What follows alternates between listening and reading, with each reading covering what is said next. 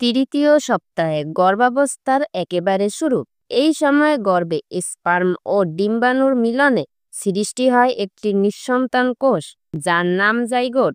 এই জাইগোট ধীরে ধীরে বিভাজিত হয় ব্লাস্টোসিস্ট নামে এক বিশেষ কাঠামোতে পরিণত হয়, যা গর্ভাশয়ে এসে বসে যায়। যদিও বাইরে থেকে কিছু বোঝা যায় না, কিন্তু মায়ের শরীরের ভেতর চলছে বিশাল এক পরিবর্তনের প্রক্রিয়া।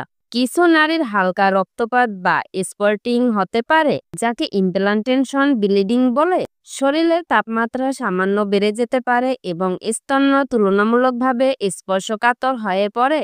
তবে এখনও বেশিরভাগ নারী বুঝতেই পারেন না যে তারা গর্ভবতী। তাই যারা সন্তান পরিকল্পনা করছেন তাদের এই সময় স্বাস্থ্যকর খাদ্য গ্রহণ ও ধূমপান মদ্যপান এড়িয়ে চলা খুবই জরুরি। তৃতীয় সপ্তাহে গর্ভাবস্থা হয় নিঃশব্দে, কিন্তু ভিতরে তৈরি হচ্ছে নতুন এক জীবন। এরকম আরও তথ্য পেতে সাবস্ক্রাইব করুন রিপাস হেলদি টিপস চ্যানেলটি।